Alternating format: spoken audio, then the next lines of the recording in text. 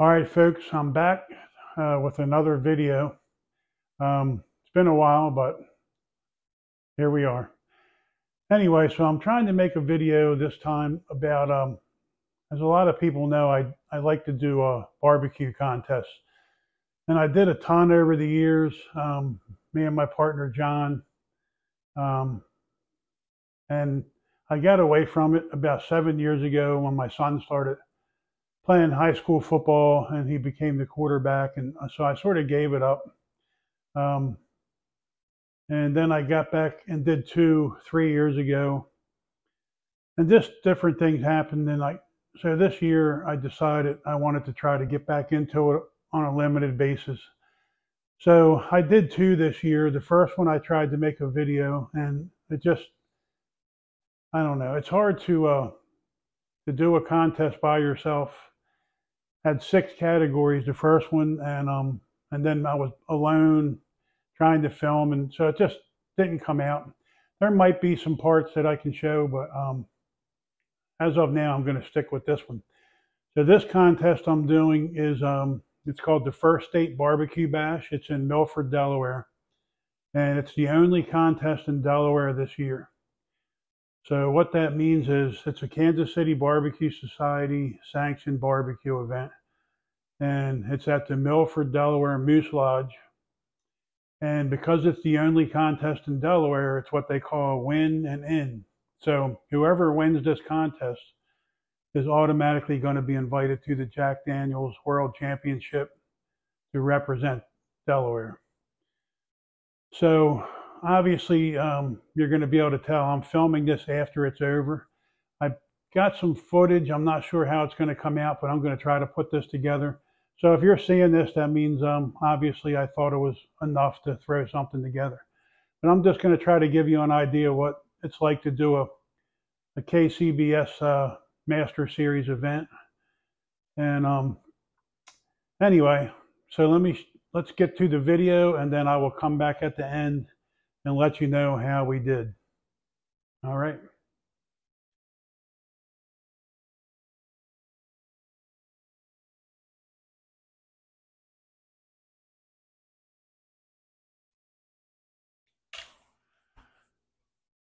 All right, folks, so this is the brisket I'm going to cook. It's a Creekstone Farm Prime, probably about 20 pounds. I forget now, 20 or 19 or 20 pounds. And what I'm going to do is, this is the first time I've ever personally done this. I'm going to try to separate the flat, which is this part here, from the point, which is under here.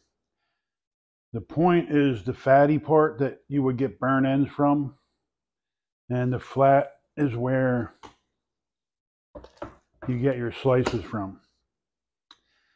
So you're going to try to do this. I'm going to try to turn burn ends in at this contest because I just feel like nobody hardly turns them in anymore. So if you could even get a decent one, just something good, I think it would help you. I think it would.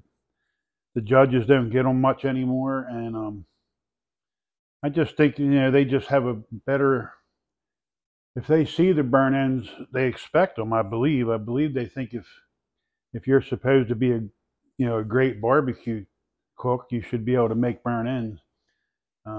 So I feel like they automatically want to at least hope that you're decent, and then when they taste them, if they're good, I just think personally, I think it'll possibly give you a better score. I know that's not traditional thinking, but I'm just thinking how I would think if I was a judge. I mean, if I'm at a professional contest and they don't know how to make burn ends, I'm probably going to, possibly think less of them as barbecue cooks, but that's just my opinion.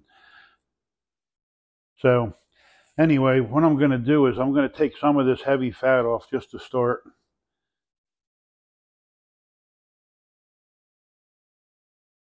And I'm going to try to find the seam in between the two, and then I'm going to try to separate them. And that way you cook them separately, treat them as 2 different pieces of meat. And you can baby each one So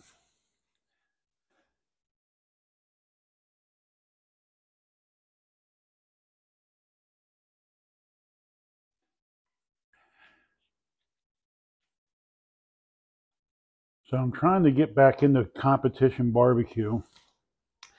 In the last 7 years, I've done 3 contests. So, and I just did one a month ago. And I tried to make a video. I still have video. I don't know. I might still be able to put something together, but it was hard to do. I was trying to do my first contest in 3 years by myself, and just trying to do everything you needed to do. I had 6 turn-ins, and trying to film and all. It was that part, the filming part, was harder than I thought it would be. But I'm going to try to get a video this time and just show you a little bit about what it's like to do a KCBS barbecue contest, and just show you, what I do. And so the last one I did a month ago, I had great scores, honestly, in presentation and tenderness, and all of my taste scores killed me. So I had actually used all my own ideas, my own rubs, except for one, my own sauce, which I didn't make my sauce, but I used a combination of sauce that I thought people would like, and they didn't. But I had really good scores in tenderness, really good scores in appearance. Other than the brisket, somehow I messed the brisket up. I don't know how, and that was a Snake River Farm black. I don't know how I somehow dried that out. But anyway, so this contest, I am actually going to do the same exact cook that I did the last time. I just changed my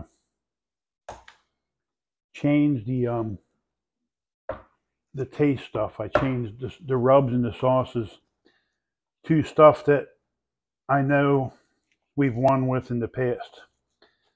So, but I'm not going to change what I'm turning in, other than I'm cooking a Creekstone Prime rather than a Snake River Farm. And actually, the reason for that is I've actually eaten every kind of brisket there is, and in my opinion, flavor-wise, this is the best one you can get. I personally think it tastes better than a Snake River Farm or any other prime on the market. So I'm going to see what happens. I'm just trying to really up my taste scores. So I feel like, from watching all the videos, I need to follow this fat seam all the way through and remove this. And you don't want to cut into the flat. If you do anything, you need to cut into the point part if you're going to mess up. So I'm going to just start slowly separating this thing.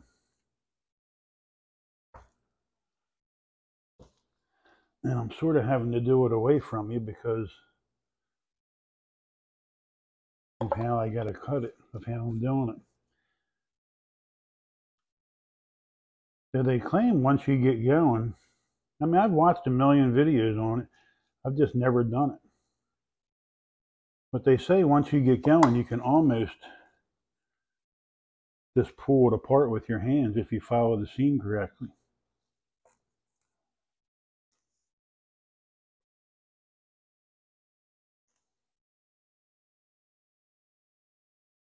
And this is really helping. I finally broke down and bought some good knives. I don't know, for years I've just used average to mediocre knives, but I got these Victorinox knives, and holy mackerel, what a difference they are. Sharp. I also bought a sharpening stone that I'm learning how to use. So one of my nemesis has been sharp knives over the years. And I finally was like, why am I doing this? Let's get some decent knives and a sharpener that actually sharpens something. I haven't mastered it at all yet, how to use it, but I will. But I've never had a knife cut like this before in all the years that I've done this.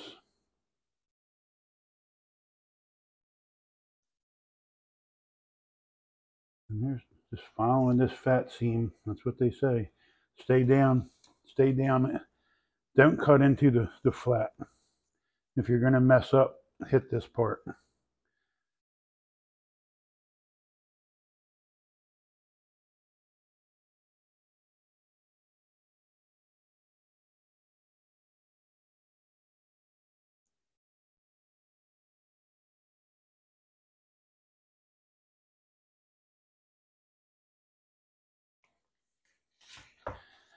I would imagine once I do a few of these, I'll be a lot faster at it. I feel like I just got to cut that off now.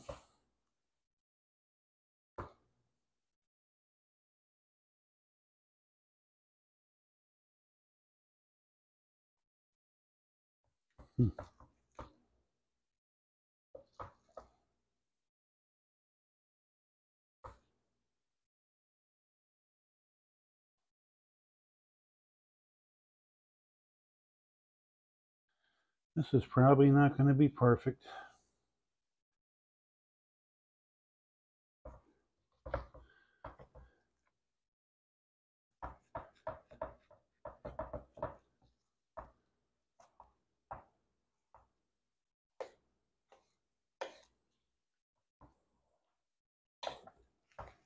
All right. So that's the point. This is the flat. Let me get this out of the way for right now.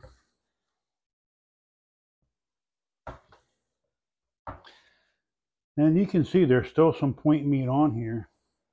So that's good because there's plenty of point over there to make burn ends with. So now what I'm going to do is, so I see how the grain's running, right? So when I make my box, I'm going to want to slice against the grain, and I'm probably going to want to get my slices out of this part right here. Somewhere in here, the fattest part. So there's two rules of thumb. A lot of people like to just have the part that they're going to turn in exactly how they want it. So when it's the exact size. So when they slice it, it just goes right in the box. And then there's another group of people that say, make it bigger after you cook it.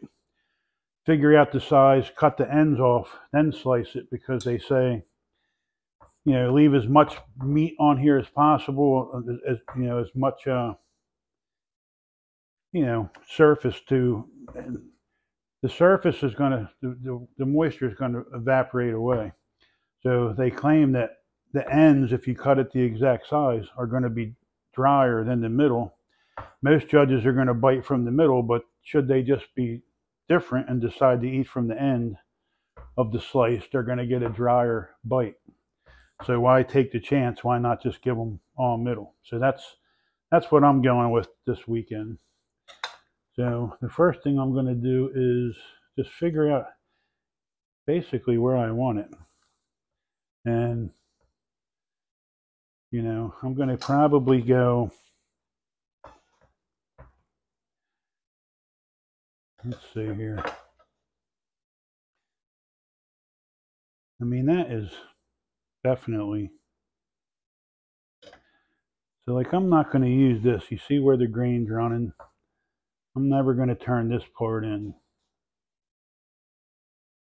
And you don't have to be exactly, when you cook a brisket, you can, if it's tender, you don't have to be exactly against the grain, but you want to be close. So this is never going to go in the box. And I'll just start off small. I can always take more off. Get rid of that.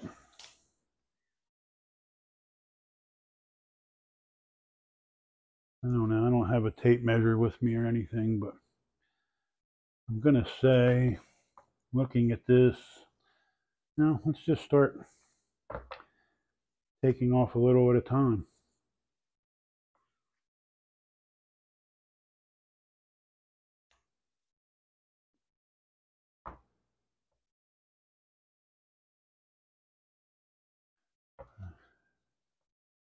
And then I'm also going to leave a lot of this fat on the bottom to just keep the moisture in and protect it while it's cooking. Then at the end, before I slice it, I'll turn it around and cut the fat off. But the top side I'm going to try to have as clean as possible for the rubs, and then the bottom I'm going to leave the fat on for just protection. So it sort of makes you nervous when you start to cut this stuff away, but grain's running this way. I'm going to want to take this off. I'm just working my way through this.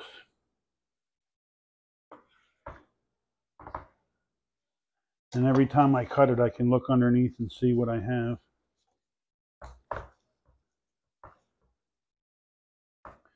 So you just go with the grain.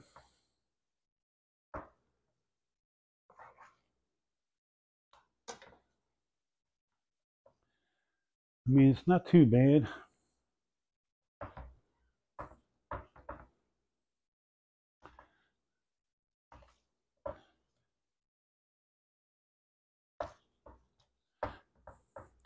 And this obviously doesn't have the marbling that a Wagyu does, but I'm telling you, the flavor of these things, and that's what I'm going for. I'm going for flavor. I know I can make it tender.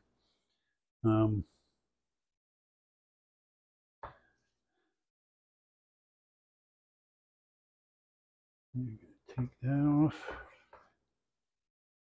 And I'm not going to throw all this out, trust me. I'll cook it, grind it up and make burgers or do something with it. But for a competition, I don't need all of this. Let me just take some of this off.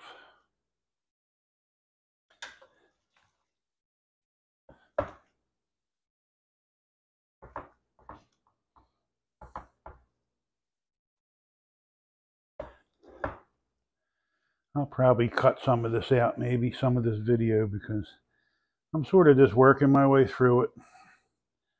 Like I said, I've never done it before.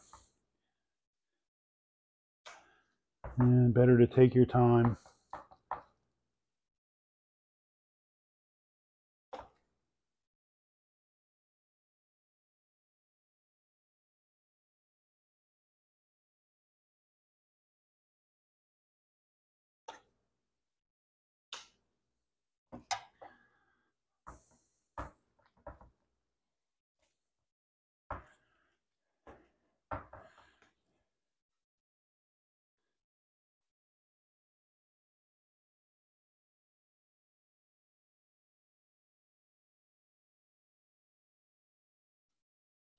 I also let this thing get a little too warm. So if it was a little colder, it would be a lot easier to slice. I'm just glad I got these new knives, or it would really be terrible. Yeah, so there's nothing wrong with, to me, leaving this bottom part on, because I'm going to cut it all off at the end anyway.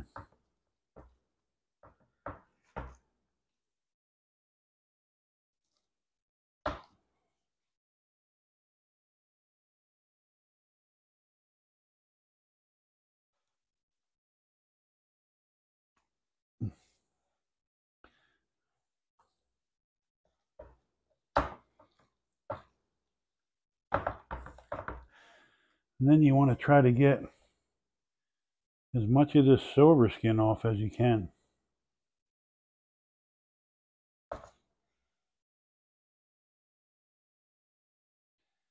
Yeah, and if it was a little cooler, if I probably put it back in the freezer for a little bit, it would probably make a difference, make it a lot easier.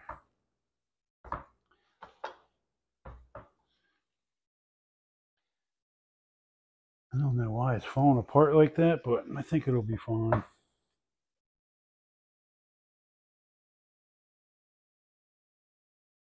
Try this one.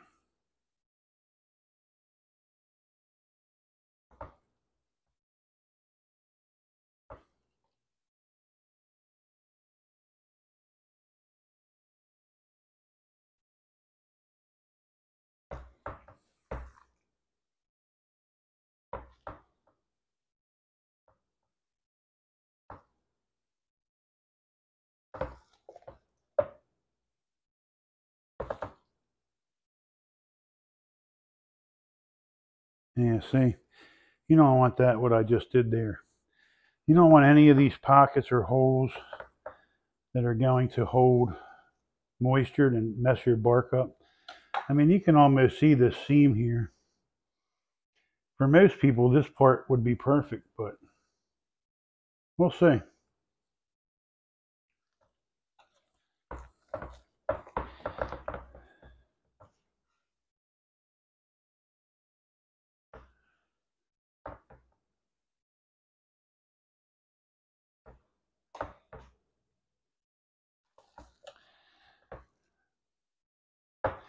This is definitely not a video to learn from an expert how to do this. There's plenty more on the internet. I would say if you really want to see, he doesn't really separate them, but if you really want to see a couple people that can, one guy doesn't separate it. It's Mama and Papa Joe's barbecue page. He can trim a brisket great. And then there's another couple, Gulf Coast Smoke, Alonzo. He knows how to separate them, and they look really beautiful. And also Chicken Fried Barbecue. So check out their pages if you really want to see how to separate a brisket correctly, or just how to trim one really beautifully. This is the best I have, you know, right now. Haven't really had to do it for years.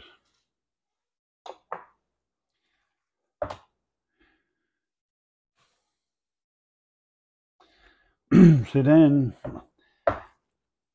I'm just actually going to just be happy leaving this little bit of silver skin on. I don't think it's going to affect anything.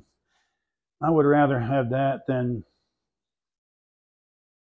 gouge it all up and have a bunch of holes or a bunch of indentations where the moisture is going to sit and it's not going to let the bark develop correctly. So now what I want to do is, you want to round off. You don't want to have any sharp edges. And I never believed in this until I started playing with it. And it's real. It's true. You get these sharp edges, they burn. And when you go to slice it, they crumble. So you try to just keep it as round as possible.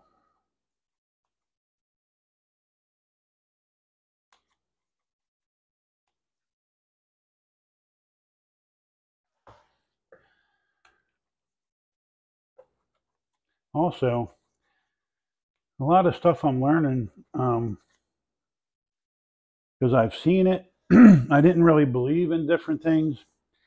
And I actually cook a lot of brisket and ribs and different things, pork, at my shop. So I'll start to play with stuff there and just see. So this really is real. The more aerodynamic, the better looking brisket you're going to have, the better cook you're going to have. And then you have people that say, oh, just leave everything on there. Even if you're at home in the backyard, somebody will eat it. Which I would say that's true, provided you're just going to cook, whatever you're cooking is not going to be wrapped. So what I found out is if you leave stuff, small ends of your ribs, thin parts of your brisket, anything that's going to burn, and then you wrap that in foil, that burnt flavor goes through the whole piece of meat. So to me, if you're going to cook unwrapped, you can do whatever you want. If you know you're going to wrap something, then you need to halfway decent trim it at the beginning and get anything off that's going to burn and give a bad flavor to your finished product. So this is definitely not perfect. I told you where to go if you want to see perfect ones. But this is what I'm going with. I can cook this. I can get nice slices out of it. I don't think there's anything on here that's going to mess me up.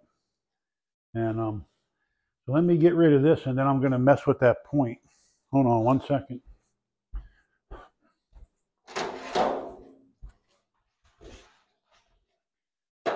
Just get rid of this. And then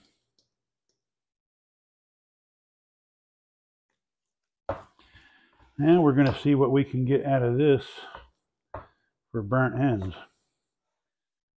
Now, the first thing I'm going to just get rid of any big stuff that I know I'm not going to use. I'm not 100% sure what. And on this, you want to try to get all the fat that you can off of it.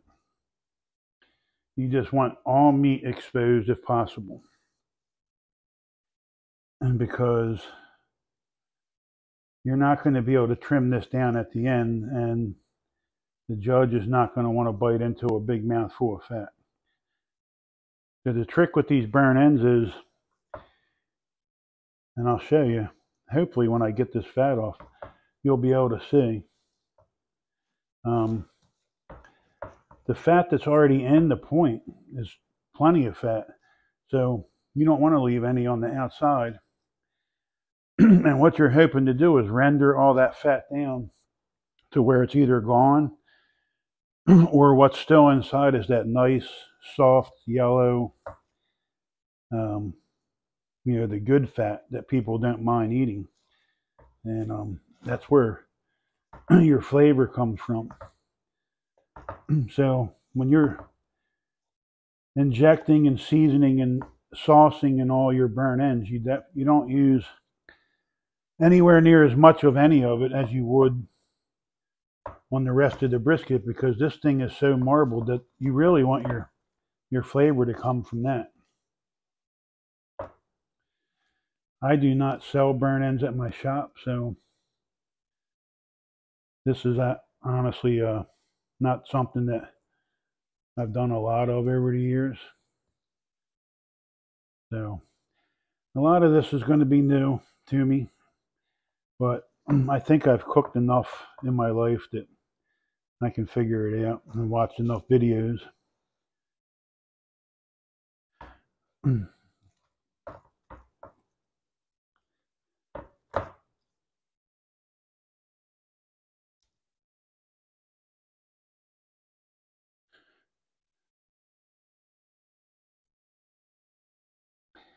I'm definitely going to have to figure out how to use my editor and cut this video down a little.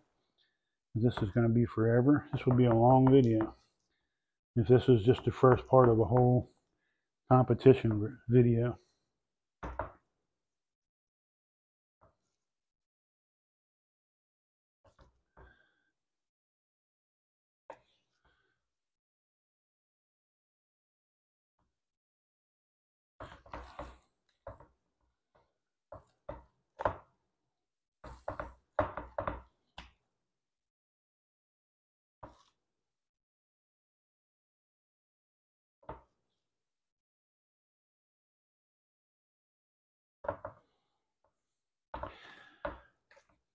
Probably by the time I get done messing with taking this fat off, I probably should have just cut this whole point off, part of the point off. There's not going to be much left to it. And you don't really need much of this, honestly, from what I've seen. Sometimes when they get done, they have a piece, this big, and that's all they're cooking. They're trying to get 6 pieces out of it.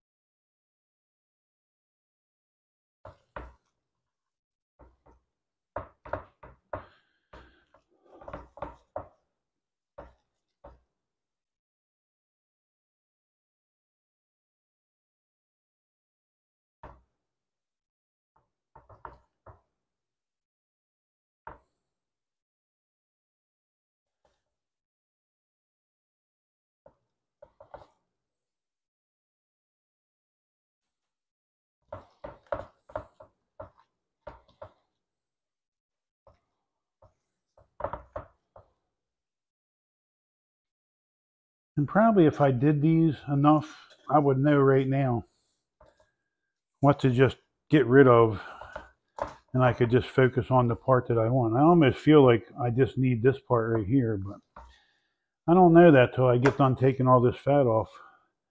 And like I said, I haven't done enough to be that confident in it. Like you can just see that line of fat right there.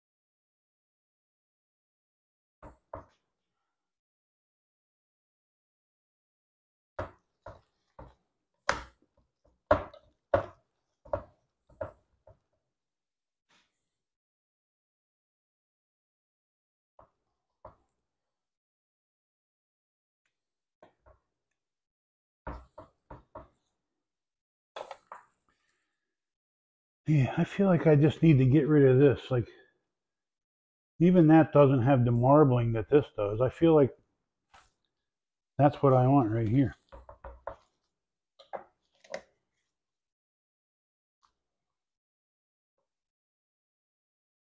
And again, I am not throwing this out. I don't know, it's pretty nice looking. We'll see. I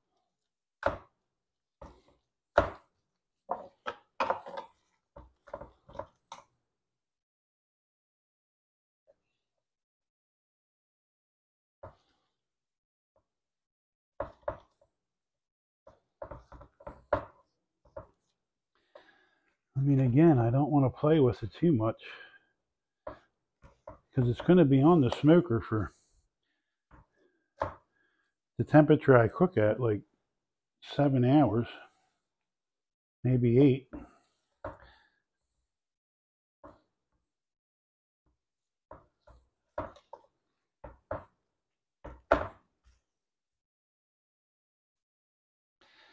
I don't know. I'm going to call this a day here. And then maybe take that off.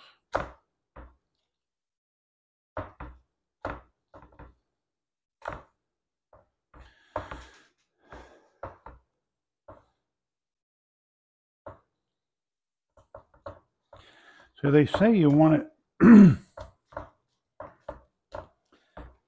aerodynamic, and you want it to be pretty much the same thickness all the way through. Like, I feel like I might just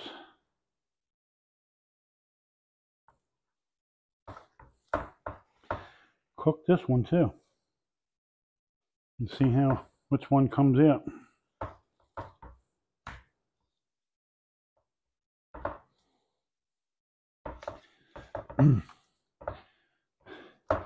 So I feel like I should just take this top off.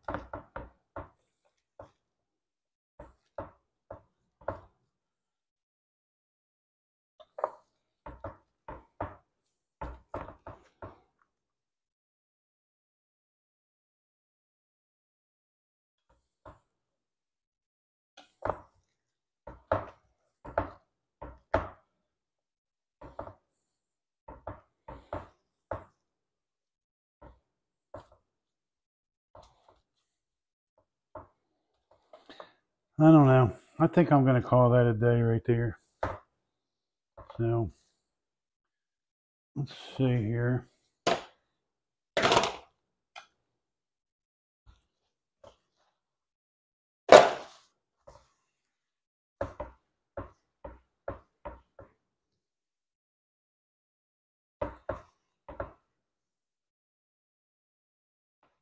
Holy mackerel. That grease from the fat, this thing never moves on me.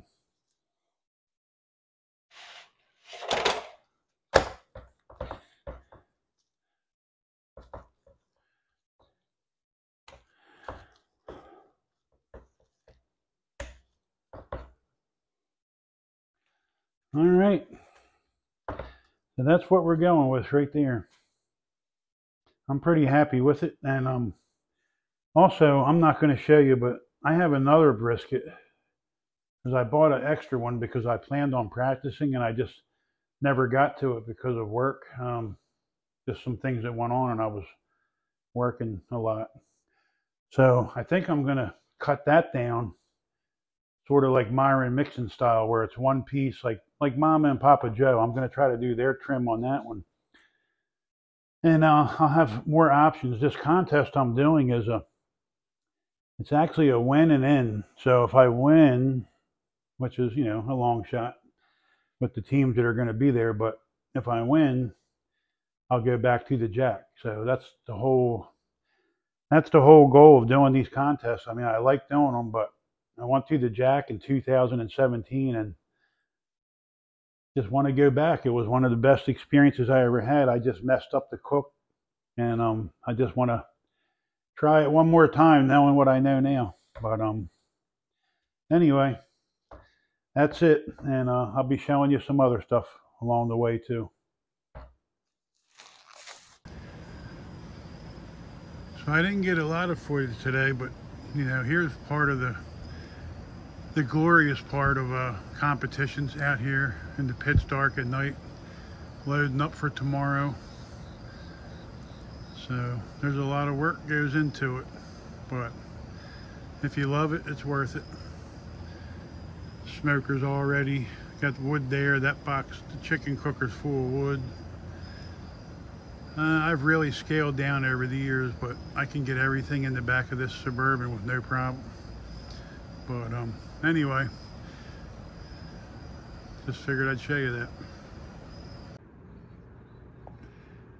So now here it's 9 a.m. in the morning. I've been up since 5, but having coffee with the wife and all. But here's the final push.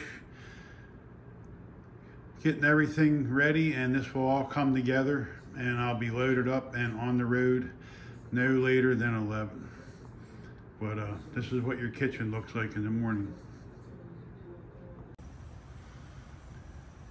All right, folks, we're all loaded. Smoker's hooked up.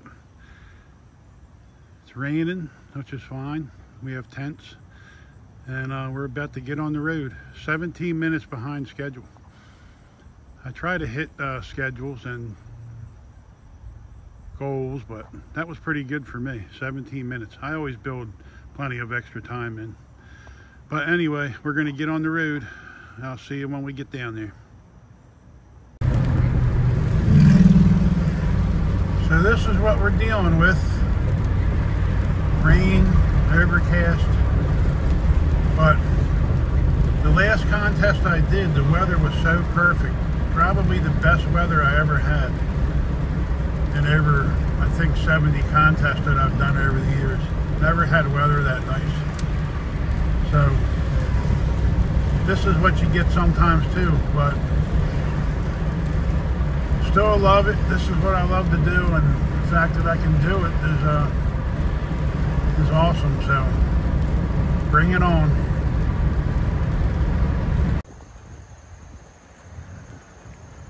Alright, so they let me pick my spot. They said anywhere in the woods. I went all the way back in. Hopefully with this wind coming, it might block it a little. But here's where I'm going to set up. So I'll show you when it's done. Well, I'm here. It's rainy, it's windy. I'm I'm all the way back in the woods. All the way over here where that building is, that's where the water is. And then the guy brought me my own generator, so that will be my electric. So it's pretty primitive, but the people with the trailers will definitely have an advantage, but no big deal. But I am going to really be not setting a lot of stuff up and just keep it as simple as possible. Because I don't know, they're saying between 10 and 3 tonight. It's supposed to rain pretty good, and normally the wind will come with it. So we will see, but we're here. Ready? Here we go. And I really mad at one time again. You grab that first place rip truck and carry back to my truck. I'll go ahead and take mine out.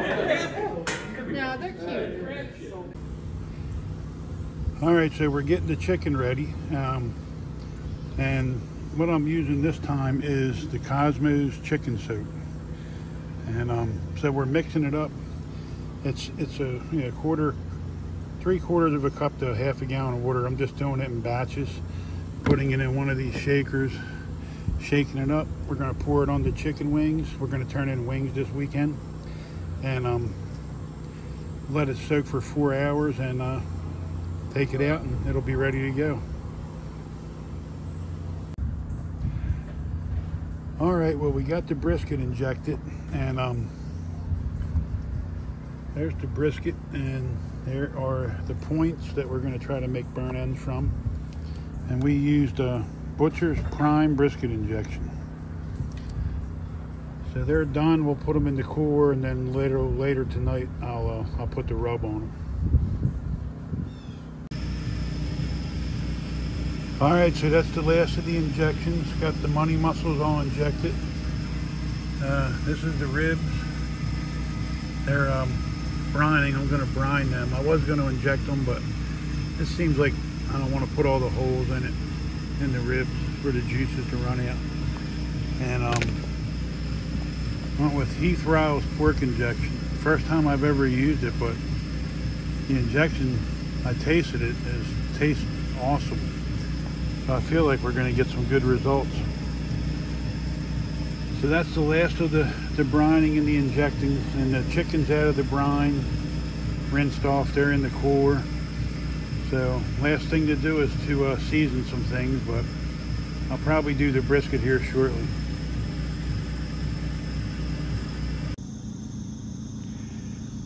So there's the ribs all seasoned up, looking pretty good. Getting ready to go on the smoker.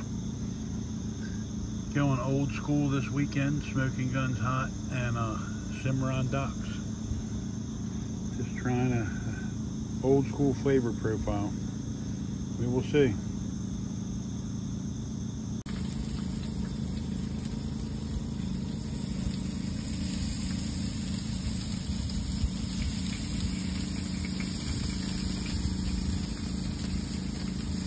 Getting ready to wrap that brisket. Ribs just went on.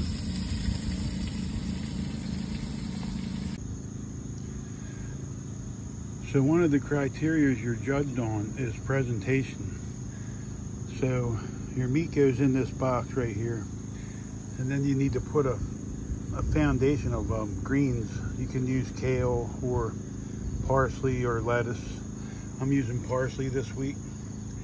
And so you try to make a nice presentation of parsley to lay your meat on. And it's a little tedious, but I don't really get crazy with it. So I'll show you what they look like when they're done. All right, so that's all I do right here. I just fill the bottom with parsley, and all this, most of it's going to be covered in meat anyway. And then what I'll do is I'll have a bunch already cut up, and when I put the meat in, if it doesn't look nice, I'll tuck some around the edges just to make it look nice. But I only take about 5 minutes per box and get really good scores and appearance. So anyway, that's that.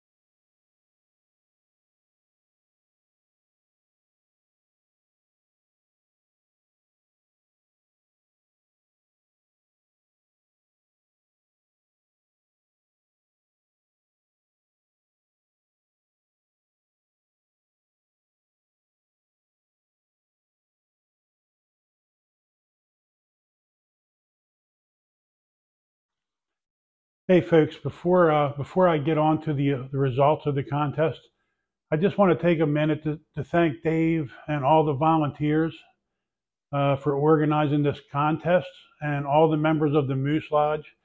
They did a great job of making everybody feel welcome and doing the best they could to make it as fun and enjoyable for everybody there.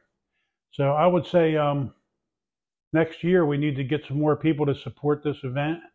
The first state barbecue bash, I would highly recommend it, and maybe I'll see you there.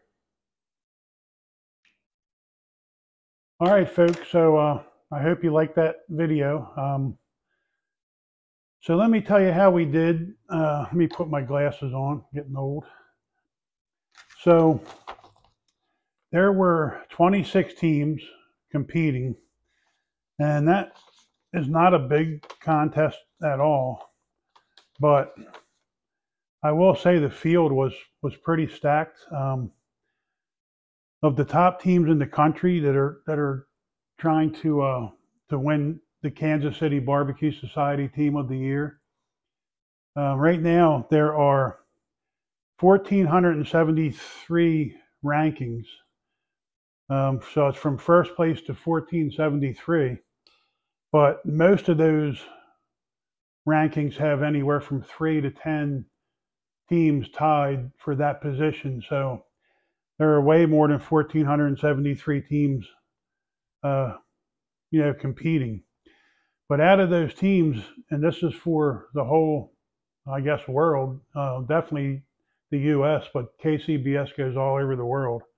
Out of the top 10 teams right now, 3 of the top 10 teams were actually in this contest. Chunky Barbecue, which is ranked number 1 actually in KCBS right now. Uncle Pigs and Wolf's Revenge, they're all in the top 3. And Chunky won the contest this week.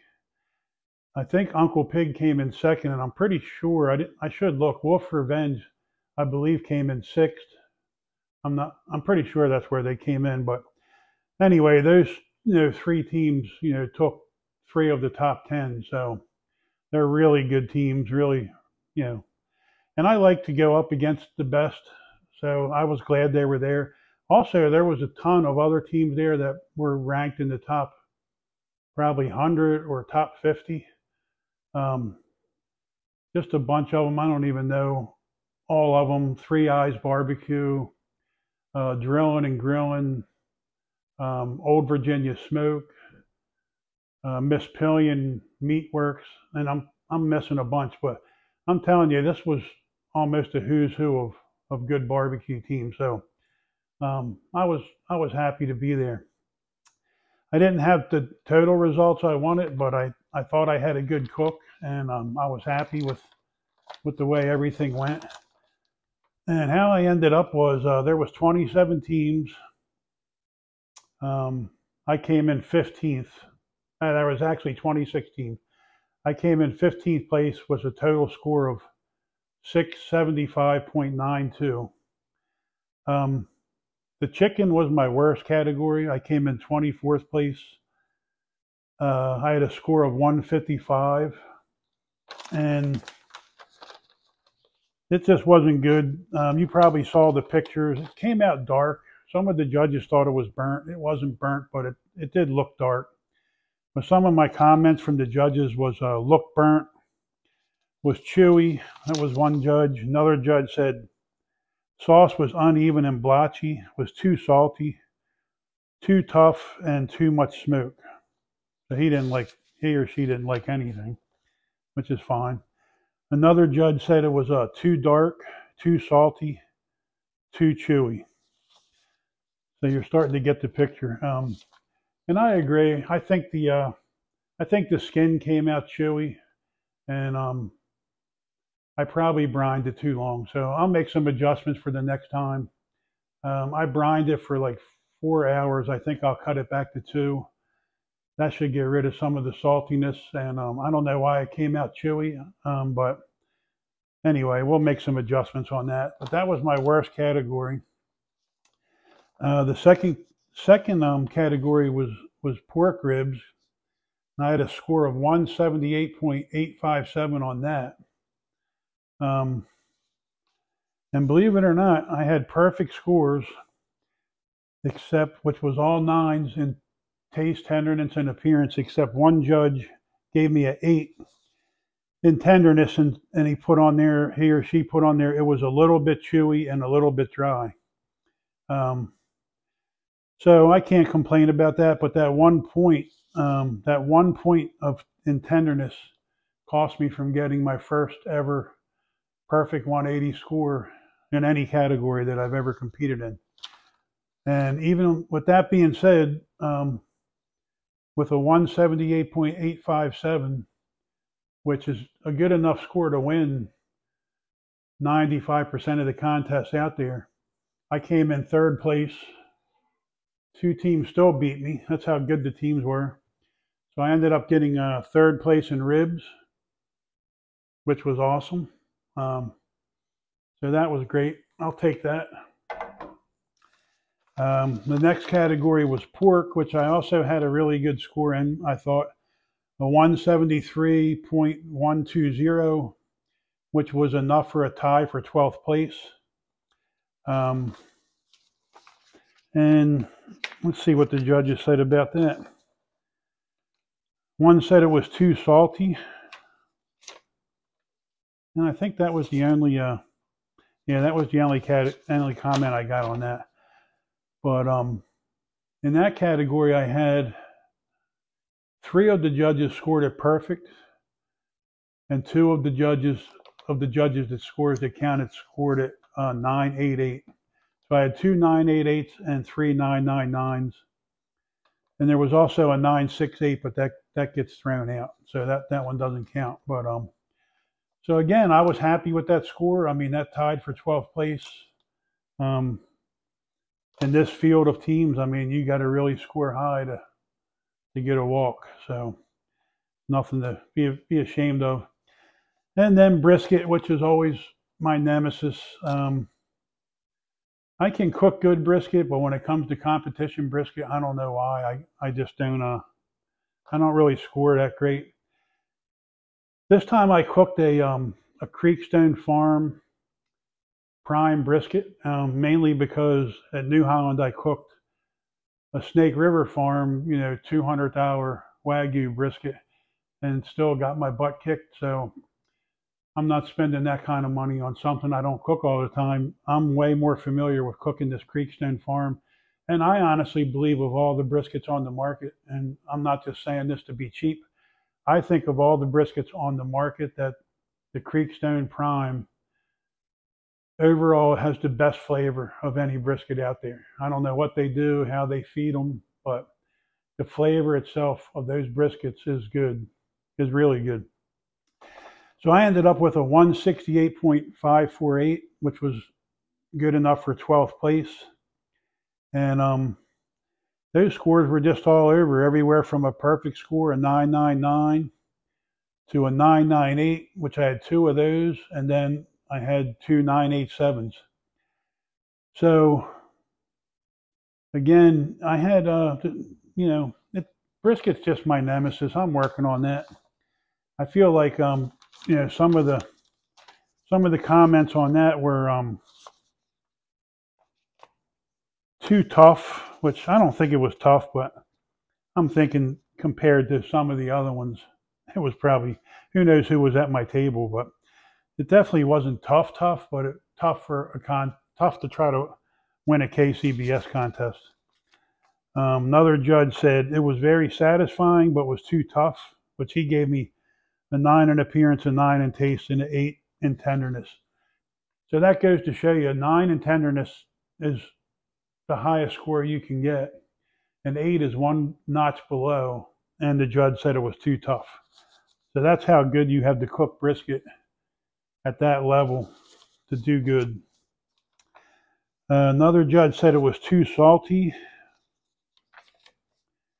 Another judge said it was too peppery and too tough. And another judge said it was too salty and dry and crumbly. So anyway, with with all that being said, I was happy with the cook. Wasn't totally happy with all the results, but everything went smooth. On a really good note, other than chicken, all three of my categories, ribs, pork, and brisket, I got 9s in appearance straight across the board on all three. So I did a good job putting the boxes together, but appearance is the least of the scores. Each number represents a bigger portion, with taste being, I think, the most, and then tenderness, and then appearance. But I don't know. I got a couple of things I'm going to change for next year. I probably won't do wings again. I'll probably go back to thighs that I've had a lot of success with in the past. And I probably won't brine for 4 hours. I'll probably cut it back so the stuff's not as salty. And I think that I probably won't inject. I'll probably water down the injection a little, because I don't know why I can cook a brisket at home and at the restaurant and they never come out dry. They never come out chewy. But I go to a contest and it comes out dry and chewy. The only thing I can think of is that I'm putting too much injection in them, and somehow it's working against me. But anyway, with that being said, hopefully next year I'm going to really, God willing, I want to do like, say, 4 to 6 contests if I can. I want to get back into it a little more. Anyway, with that being said, I hope you liked the video, and we'll be making some more here in the future. Have a good day.